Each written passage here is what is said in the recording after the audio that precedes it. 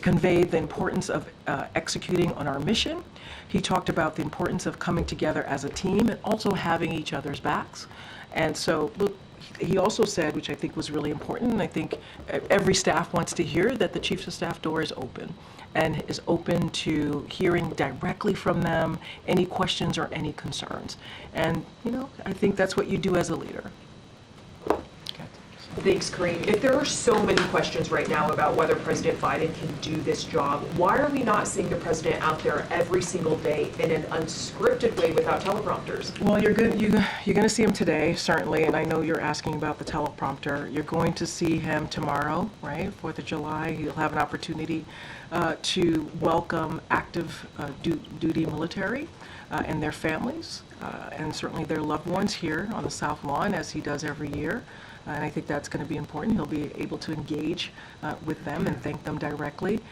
And you'll see him in Wisconsin, and you'll continue to see him, obviously, in the upcoming weeks. Look, it is not unusual for a president to use a teleprompter. It isn't. It is not unusual. That is something that presidents have done in the past. I think what we also have to remember, and I'll keep saying this because I think it's important to not forget, that he has the strongest economic recovery in modern history. He has led a historic midterm win when everybody was talking about a red wave, and he's been able to defy that and deliver by being a leader, right? Obviously doing the midterms as a Democratic leader. And he's going to continue to work to get lower costs. And I think that matters. I think his record certainly matters. And you are going to see him, continue to see him, you know, having interviews. He's going to do ABC, as you know, with George Stephanopoulos, one of your colleagues. That's not scripted. And he has done more than 40 interviews that have not been scripted. Interviews do not have a script this year alone. So you'll see him out there engaging with the American people, and I think that's important. But again, we're now almost a week after the debate. Why doesn't the president just come here right now and answer for himself at this briefing room all of the questions that we have? You asked me a couple things. You asked when is he going to be unscripted? He has been. When he went to visit a diner in a couple of days ago at the Waffle House, when he met with some of the supporters in Atlanta, North Carolina, where hundreds of supporters showed up. He certainly had an opportunity to engage. On Friday, he's going to be taking some questions from one of your colleagues. I think that's going to be important, and we're going to continue to engage with all of you. We're going to certainly looking forward to doing that. He'll have a press conference next week at NATO press conference, a big boy press conference, as Justin from Bloomberg stated yesterday. And so we'll do that, and he's looking forward to it. And Korean President Biden has always promised to tell the American people the truth. So can you be straight with us and the American people? Is the president clear-eyed about what it takes to stay in the race and what it would take for him to drop out? The president is clear-eyed, and he is staying in the race. I don't have anything else beyond that. He's staying in the race. That is what the president is promised to do. That is what he wants to continue to work on the successes that he's had. His record is unprecedented record, and that is what the president is focused on, continuing to deliver for the American people. And he looks forward to doing that. Go ahead. The NATO Summit is coming up next week. Yes, is the president frustrated that this debate over the presidential election could cast a shadow over your goals for the NATO Summit? Has he made any effort to reach out to the NATO leaders that will be coming to sort of assure them that this isn't going to derail that agenda? So look, as you stated, next week the president's going to host the NATO Summit here in Washington, D.C. It is also the 75th year anniversary of NATO. And let's not forget, NATO has become stronger and has gained 2 more countries because of this president's leadership, and all very much important in doing so is very much important in stopping and helping to stop Putin's aggression as Ukraine continues to fight, certainly for their freedom and democracy. Look, foreign leaders have seen the president close up. They have. And you know, and close up and personally for the past 3 years. And I think that's important to know. They know who they are dealing with and how effective he has been. I just talked about how NATO has expanded because of his leadership, how NATO is stronger because of his leadership. And I think that's important to note as well. And so, look, you're going to see the president, being a leader in front of these world leaders. You're going to see the president continue to bring these world leaders together. And as it relates to what's happening currently, you heard directly from this president. He understands the criticism. He gets the criticism. He has owned up to it. But he also wants to move forward and continue to deliver on really critical, important issues that the American people care about. When you think about NATO, you think about foreign policy, it is important to continue our world leadership on that, being leaders and strengthening our national security as well. And that is how the president thinks about this day in and day out. I just want to follow up on the kind of questions about the outreach from the White House. Yeah. Does the president intend to make any other calls beyond the ones that he's made today to the congressional leadership? And then, Representative Doggett said he reached out to the White House before he made his comments and did not hear back. He said he wanted to speak to President Biden personally about his concerns. Yeah, look, I can't speak to the outreach that he made. I have not spoken to the Office of Legislative Affairs, so I can't speak to that. What I can say is the president certainly has looked forward to working with Democratic leaders and congressional members over the past 3 years. I keep talking about his record, certainly his record when it comes to legislation and getting things done. He couldn't have done it without Democrats like Doggett, and appreciates his obviously his support and his partnership. I can't speak to outreach. It's not something that I've spoken to the Office of Legislative Affairs about. And look, the president. Sure. You want to take that?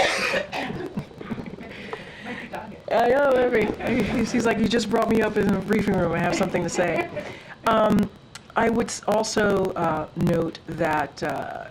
Look, I don't have any additional calls to read out or to lay out. One of the reasons that I mentioned it at the top, because I know some of you were trying to confirm and wanted to make sure that we got back to you, all of you, about that. And as you know, he's going to meet with Democratic governors, as I just stated at the top. So he's going to continue to do engagement.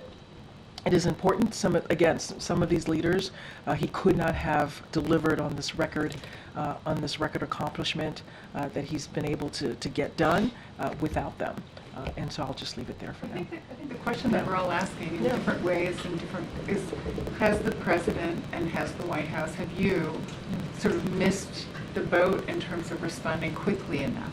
I mean, I spoke to someone today who said it was too little, too late. Quickly enough on what specifically? In explaining and discussing what happened at the debate and reassuring donors and other people that he intends to keep running. Look, as it relates to donors or anything political like that, obviously that's something that the campaign should respond to. But I would remind you that the day after in North Carolina, the president spoke to his debate performance. He did. He talked about it. He gave, his thoughts. He also stated that, look, I'm not a young man. He said that. I'm not as a smooth talker as I used to be. I don't walk easily as I used to be, and I don't debate as well as I used to. He said this.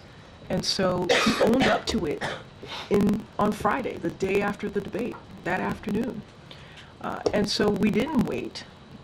Now, as far as engagement, look, that is something certainly the campaign can speak to more.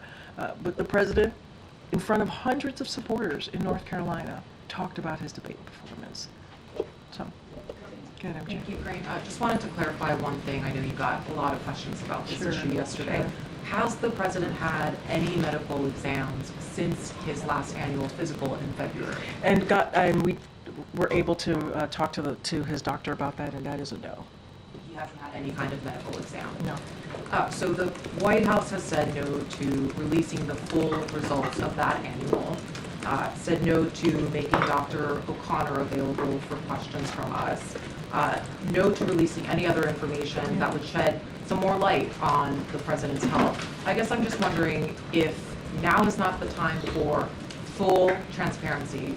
When is? So I would say, MJ, to your question, that what we have released over the past 3 years, every year since he's been in office, has been transparent, and it has been comprehensive.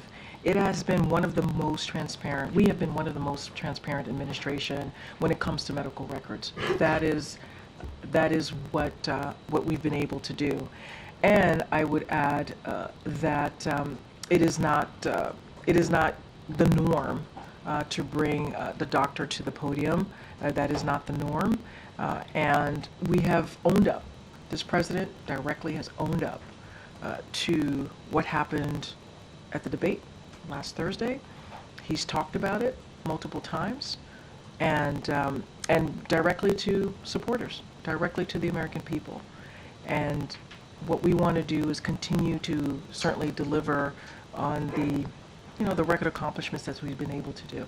I understand that you feel like the White House has been thorough in the medical records that you all have released, but obviously you're getting these questions in large part because of what we saw for 90 minutes on Thursday night and people's responses to what they saw, right? A lot of people expressing shock. So why not release more information? What would be the downside? Look, what I can tell you is that we have been transparent. We'll continue to be transparent, and that's what I can share with all of you at this time. And I did want to follow up on what Sungmin brought up, I think others as well. You did get numerous questions yesterday about the president's debate performance. You didn't mention travel, the jet lag, the foreign trip. So I think you can understand why it was a little bit puzzling to hear the president mentioning that as his explanation for the first time last night. Can you clarify whether, when you took the podium yesterday, did you not know that that was a major factor? And I want to say that is my bad. That is part of definitely part of the explanation of what had occurred. I did know that. I did know that. I did know that. But we were so focused. I was so focused on the cold, and that's what I kind of leaned into and talked about. But yes, his schedule did have something to do with it. It was the schedule and the cold, and I was aware of that yesterday. Can I just ask one other broader question? The president, and I know you will remember this, back in 2020, referred to himself as a transition candidate. He also said back then that he would be a bridge to the next generation of Democratic leaders. Does he still believe that? Yes, I mean, I think his statement stands. I mean, one of the reasons why he picked the vice president, President Kamala Harris, is because she is indeed the future of the party. And he's very proud to have partnered with her and continue to partner with her in delivering an unprecedented record for the American people. And I think he's going to continue certainly to do that. They're going to do that as partners. Like I said, I just saw them before walking into the briefing room. They stopped by to talk to me and my team, and they're ready to go. They're ready to continue. So the transition would happen in 8 years? I mean, I'm not going to get into speculation from here. But you asked me if his remarks and statement still stands. Yes, it still does. Michael. Thanks, Karine. If President Biden was fatigued during the debate because of overseas travel that was 12 days beforehand, like he said he was last night, doesn't that raise questions about his ability to effectively serve a second term until he's 86 years old? Well, I mean, look, I think there's multiple factors here to consider. There was the travel. The travel led to a cold. And I think that matters as well. And I think we've all been there. We've all been there. It is not unusual. And what the president did is he pushed through. He did. He pushed forward and he pushed through. And that's what you saw him do. And look, you heard me say this yesterday, and you heard directly from the president say this multiple times. When you get knocked down, you get back up. Joe Biden is someone who has faced, tragedies, and he's taken them on. And when he does that, he gets right back up. And that's how we see that day. That's how we see that night. And what was his message to congressional leaders today? I mean, is he trying to instill confidence in them that he can run effectively for his reelection? Was that the purpose of the So look, I'm not going to get into certainly private conversations. He shared with me those conversations were strong. And I think that's important to note. I'm not going to go into details, but the president's going to, continue to have those direct conversations with leaders, with supporters, and he believes that's important to do. Were they united with him in the call? They continue to be united, and some of them have spoken to this. They've been very clear, have gone on television, spoken to some of you in your reporting, and said that very clearly. Thank you. Thanks, Karine. Can you share any details on President Biden's and Vice President Harris's lunch today? Do you know if they discussed Vice President Harris potentially taking over? Do you know if that came up today? I mean, I just stated that the president is not dropping out. That's something that the campaign has shared, so I'm just repeating what the campaign has shared. They regularly have lunch. And I'm not going to get into private conversation. And I would also say that the vice president spoke to CBS just yesterday, and you could see what she said herself, and I think that's important to note as well. I just want to also ask, you mentioned that President Biden got the cold because of traveling. Yeah. So this cold is directly tied to him traveling, or is it just he got the cold regularly? What I can tell you is he traveled, then he got a cold. That's what happened. Get Michael. Thanks, Karine. You mentioned a few times that the president's proud of his record. He wants to continue his work and building on that record. Yeah. I'm trying to understand how that's relevant to an assessment, self-reflection by him on whether or not he's physically capable of continuing. I think it is an assessment.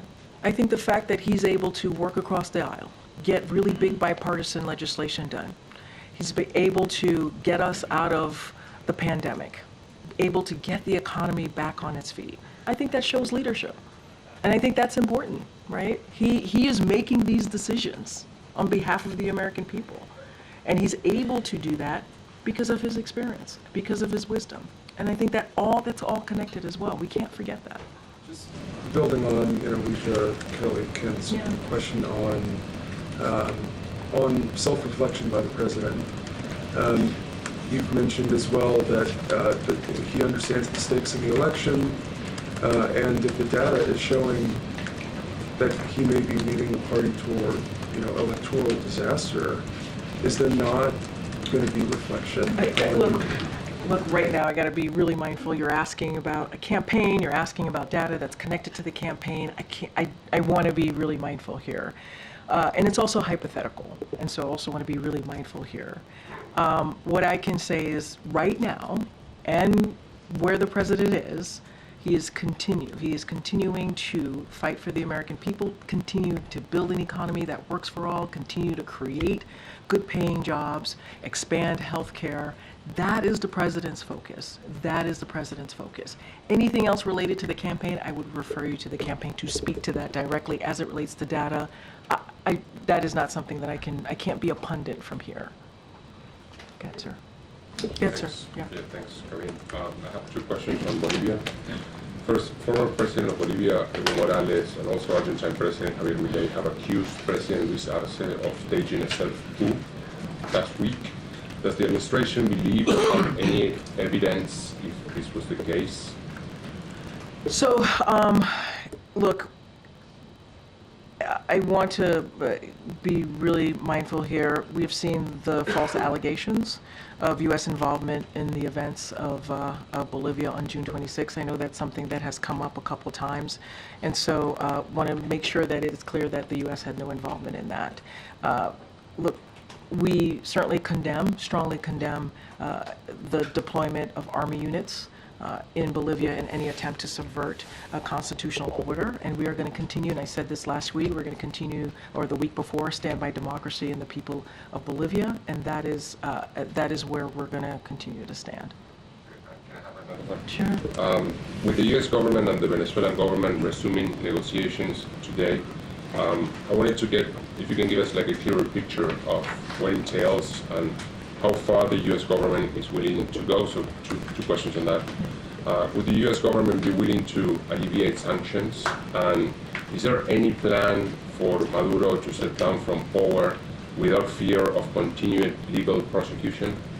So to your question about the dialogue that's happening, we certainly welcome that. And in good faith, right? The dialogue in good faith. So we welcome that. We're clear-eyed that democratic change will not be easy and requires serious commitment. So we remain committed to supporting the will of the people of Venezuela and a path toward democratic governance via competitive and also inclusive elections.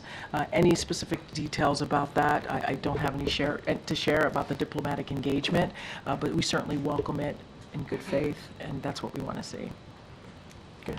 Thank you so much, Karine. I just also want to follow up on the remarks the President made yesterday at the fundraiser. He said that he did listen to his staff. So what kind of advice did he get? Because it gives the impression that his staff is asking him to, slow down or maybe cancel some trips or have a lighter schedule. Look, I didn't get into the president specifically about what he meant by that, so I want to be really mindful. I don't want to get into that. But I think what the president was trying to say is that he had a schedule that was rigorous, the travel that he had to do, crossing multiple, obviously, going from Italy all the way to the West Coast, and I think, as you know, that could have a toll on anyone, whether you're 20 or 80. That could have a toll on you, and so I think that's what he was alluding to, speaking to. I don't want to go beyond that because I haven't spoken to him on the other component of when he was speaking about his staff, but as it relates to certainly the travel, it was rigorous. He had a rigorous travel. We talk about it sometimes. I think I've mentioned this with some of your colleagues, that he has especially when he travels abroad, it's a pretty rigorous travel. We get tired looking at him doing his meetings and traveling, and so I think that's what he was speaking to. And I don't think it has a toll on, regardless of what age you are, it has a toll on you, that type of travel. Thank you. There's no question that international travel can be rigorous. I think the confusion is that he's still suffering from the effects of that nearly 2 weeks later. So can you articulate a little bit about, do you guys usually have accommodations for him after he does a trip, that he's going to have jet lag for that long a period of time? So can you, when you say 2 weeks later, what do you mean? Well, the debate, he arrives back in the United States 12 or 13 days before the debate. So his explanation for a poor debate performance is jet lag. So what I want to say is it's the jet lag and also the cold, right? It is the two things and that occurred. And you all heard it in his voice when he did the debate, right? And it is not even something that we shared ahead of time. You heard it in his voice and we confirmed it. And I think that's important to note as well. It is the jet lag and the cold. But I want to be really clear here. This is not an excuse, right? This is not an excuse. You all asked for an explanation, and we're giving an explanation. It is not an excuse. I don't want that to be the leading piece of this. The only reason we're sharing this, because it was asked of me here, and the president certainly wanted to give an explanation himself, and that's what he did yesterday. We understand that it wasn't his best night. It wasn't a great debate. We understand that. And we understand what supporters saw, what the American people saw, and what you all saw. And so we wanted to give an explanation. So I don't want to get into this, are you giving this excuse, not an excuse? We're giving you what our explanation was. We want to continue to make sure that we do everything that we can to deliver for the American people. That's what we're going to continue to do. I also wanted to ask just about the schedule again. Yeah. Because a lot of high-level Democrats, I think, were concerned with the debate performance, but they've also been almost just as or more concerned about the response since then. That he hasn't done more. He spoke for 4 minutes in public on Monday evening on the Supreme Court decision, and he spoke for about 10 minutes in public yesterday with the emergency weather situation. And he's going to speak today, he's going to go to Wisconsin, he's going to go to Pennsylvania. But if this truly is an emergency situation, it's taking almost a week for him to sort of address it. When there's natural disasters, when there's other things happening, he wants to get in front of the cameras and speak to it. In this case, there seems to be multiple days. Matt, I would disagree with you. He did address it. He addressed it on Friday in North Carolina in front of hundreds of supporters. He addressed it. And he talked about an issue that you all ask me about all the time, his age. He took it head on, literally head on. He didn't run away from it. He didn't hide from it. He said, I am not a young man, obviously. I'm not as a good debater as I used to be. I don't talk as smooth, I don't walk as easily as I used to. He said it himself to hundreds of supporters in North Carolina. So I would disagree that he didn't take this head on. He did. He did. He talked about it in front of supporters.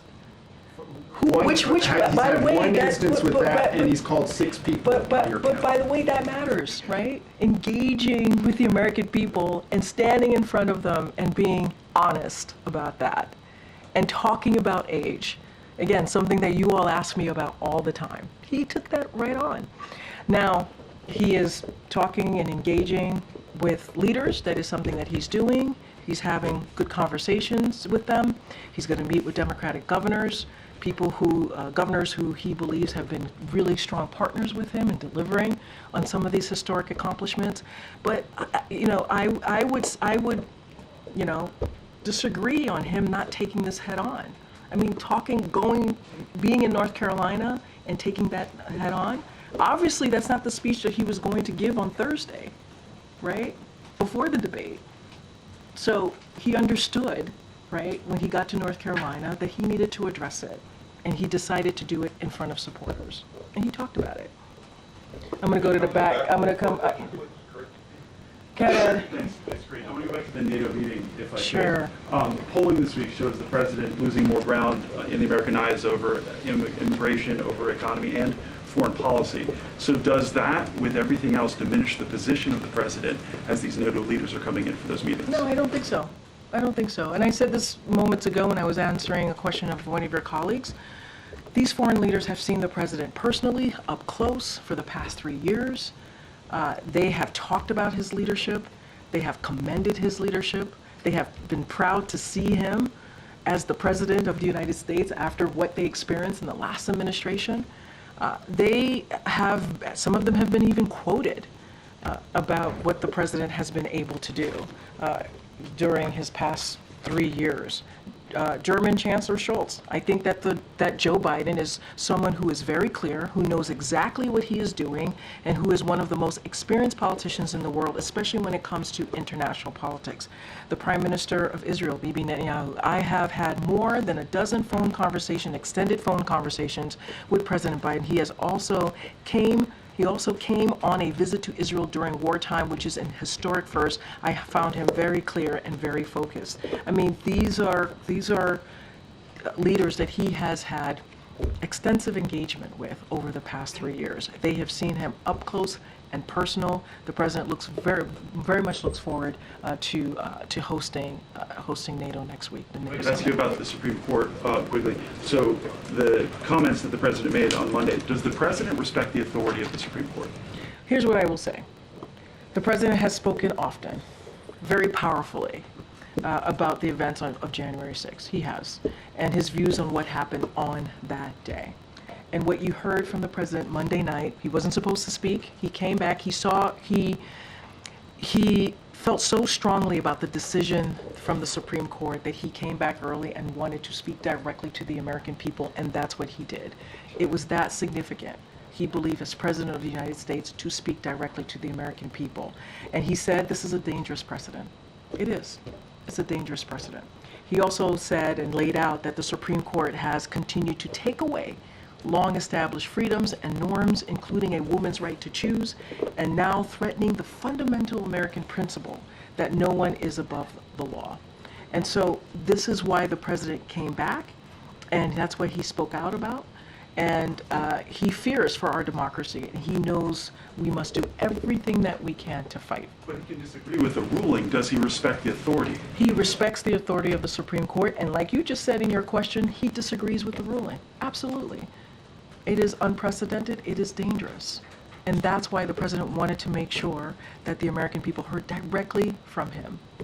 Go ahead, Raquel. Thank you, Karine. I want to do a follow-up about the lines that you were just reading on foreign leaders, because it seems like this perception has changed after the debate. You mean the quotes that I was laying out for all of you from Chancellor? Yeah, exactly. And because the Prime Minister. Talking to diplomats here in DC, they're telling me that the word... Diplomats or leaders of countries? Diplomats work for these leaders. Okay. No, I know. I just wanted to make sure. Yeah. I mean, I was talking about the leaders. countries. No, I hear you, but I'm talking about the leaders who have been on the record. Yeah, but after the debate, what they're saying that after the debate, allied countries are worried about the future of the U.S. and that it is a scary and embarrassing time for the country and that the U.S. leadership is at stake. And one said, imagine the watch party in Beijing and Moscow. So are they right to be worried? Look, there's a lot at stake. There's a lot at stake right now. There is. And I think that's why the president fights day in and day out on behalf of the American people. I got to be careful because you're kind of, they're worried about, I'm assuming, the election and what's going to happen, so I don't want to speak to that. But what I can say more broadly, there is a lot at stake.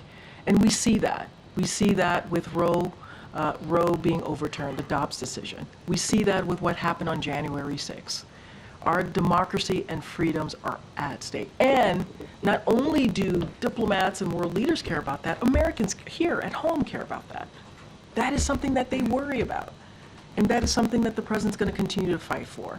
Going to be careful. I can't, get into hypotheticals, what will happen. There's obviously an election going on. But there is indeed a lot at stake, and we talk about this all the time. Democracy, freedoms, a woman's right to choose. That is important. That is important to fight for. And what Republicans are trying to do, extreme Republicans in Congress are trying to do, put 3 national bans on abortion. That's what the type of legislation that they want to push forward. So we disagree with that. We're going to stand with the majority of Americans. Go ahead, Paris. Thank you, Karine.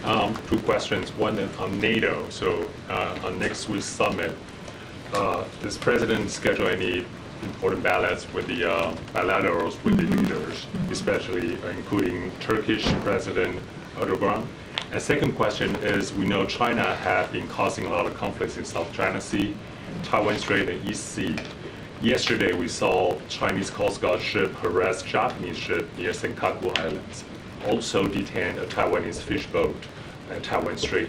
What is White House reaction to those comments? So on the fish boat, we're obviously closely monitoring the incident, so we're going to continue to do that. And as for any bilateral meetings, I don't have anything to read out to you at this time.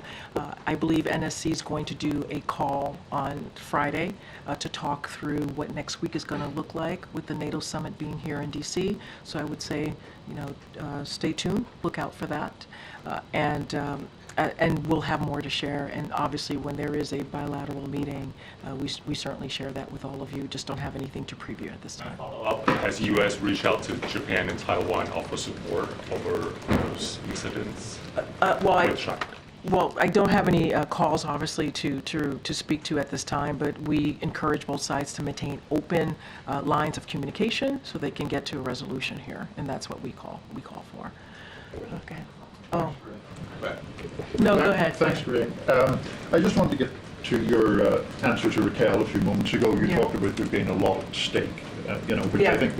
I'm trying to be mindful, but... Also trying to phrase the question in a way that you can answer. I appreciate that. Thank you. But I think millions and millions of Americans would agree with that assessment, that there's a lot at stake. Yeah, and I agree. That's what I said. It's not just diplomats, but it's also Americans here. Right, and the President and you and others in the administration have acknowledged he didn't have a good night at the debate. Yeah. Is, within his reaction to his own performance, does he think he let people down? Look, this is certainly a president that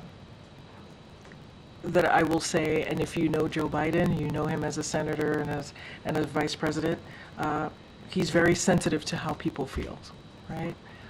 And he's very aware of that. I think he has that IQ that is certainly incredibly important as a president, to be able to feel people's pains, feel people's concern, and be able to listen to them directly. And you see that. You see him do that anytime you see him engage with everyday people, Americans. And I think that's what makes this president so unique.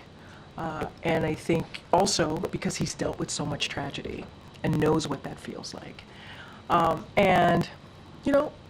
I have not asked him specifically that question, but he understands the concerns. He understands what people saw.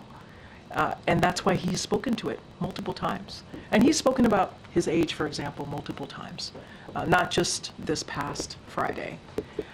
And he gets it. He gets it. We get it. And so what we're going to do is continue to look forward, continue to work on behalf of the American people. And there is a record here. There is a record here that we can speak to. There is a record here that matters to majority of Americans. We were able to turn some things around, whether it's the pandemic, the economy, expanding healthcare, all of those things matter to the American people. And so that's going to be certainly our focus. But, you know, the president gets it, guys. He does. He gets what people saw and how people felt. I can't, no, but I can't. I really can't. I gotta continue taking questions from the back, and I'm already being pulled. Go ahead, Phil. I'm already being pulled. Thank you. I wanted to ask you about some of the things the president said last week. Last week? Yes. Okay. Obviously, 13 U.S. service members died at Abbey Gate during the Afghanistan withdrawal. And then this year, 3 U.S. service members died in a drone attack in Jordan. And yet the president said, quote, he's the only president this century, this decade, that doesn't have any troops dying anywhere in the world like he did, end quote. I get having a bad night, but how could the president get that so wrong? So I appreciate the question. I really do. And I was asked about this, I believe, in the gaggle on Friday, I believe. And I said this, and I'll just reiterate this now. And again, I appreciate the opportunity. Look, the president cares deeply about our service members. He does. And their families, their immense sacrifices that they've made to take on and he takes on his responsibility as a commander-in-chief, and that is something that certainly he will continue to do. I mentioned moments ago that tomorrow on July 4th, he's going to have active military members here and their families to thank them personally. And obviously their families make sacrifices as well. And as you know, he attended the dignified transfer of the 13, as you just mentioned, brave service members who lost their lives in Afghanistan on August 26 in 2021, and as well as the 3 who lost their lives in Jordan earlier this year. I was there with the president, and you can see how much how important he understood it was for him to be there for that moment, to be there for the families. And so just want to be really clear about that, because he has so much gratitude. We know that as a country we can never repay them for their courage. But to your question, the president was making a comparison between how many service members have died under his leadership versus in previous years. That's what the comparison that he was making, and he is doing that because he cares so deeply about them and their families, and wants to keep troops safe. And that's what he certainly wants to continue to do. Let's not forget that for some time he carried a card in his pocket about how many service members were wounded and killed in Iraq and in Afghanistan. That's how much it was a reminder to him, the times that we live in. I mean, this president said this century, this decade, but setting that aside, maybe on a different front here, what was the president trying to say when he said that he beat Medicare? He meant to say he beat Big Pharma. I mean, that's what he meant to say. And then finally, you have more interaction with the president than most folks. You know him better than most anyone else. Can you say, do you believe that the president is as sharp today as he was when he took this job? Have you seen any slowdowns? What I can say is this is a president who is strong and resolute in delivering for the American people. That's what I see. I see a president, when I'm sitting in front of him, going through the day or talking about what he's doing next, he is someone that engages with us. He wants to know. He pushes us. He prods us, wanting to figure out like the bigger picture of whatever we're trying to explain to him, or even granular details. So he's as sharp as ever? He is as sharp as ever, as I have known him to be in my engagement, in my experience with him. And I know when I walk into the Oval Office or see him on Air Force One, I have to be on top of my game. I do. I mean, and that's just kind of my engagement with him and how it's been for the past couple of years. I know I have to wrap it up. I know. Go ahead, Emily. Thanks, Karine. I just wanted to ask, how is the president's health today? Does he still have his cold, or is he feeling better? And then to clarify on the medical exam, because you said he hasn't had one since his last physical, he was on the way to the debate, the doctor was with him, he had a cold, he's 81, does he not get checked out by the doctor? I'm just Well, I curious can how tell that you, works. he did not get checked out by the doctor. It's a cold, guys, it's a cold. And I know that it affects everybody differently. We've all had colds. And so, no, he was not checked by the doctor. What was your other question? How is his health today? Does he still have the Well, cold? I saw him today. My team and I saw him today. He looked great. And he was with the vice president. They both look great. I know I was asked yesterday if he still had a cold. I think if he still has a lingering cold. But he is ready to go. He's ready to go. I kind of have to wrap it up. Go ahead. Great. Sources have told ABC that the president recognizes how difficult his political predicament is. So how has his mood been as of late? Has he been down? Has he been frustrated? I mentioned, I think, multiple times at this point that I got to see him, my team and I got to see him and the vice president.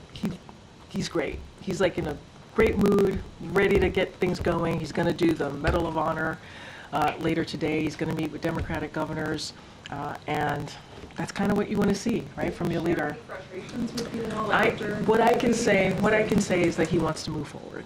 That's what he wants to do. He wants to move forward. Acknowledge, right? Acknowledge what happened. Be very clear-eyed about it, and very forthcoming and honest about what you all saw. But he also knows that he's the president of the United States. He has to continue to work and deliver on behalf of the American people. That's what he has to continue to do, and that's how he's going to move forward. All right, everybody. Thanks, everyone.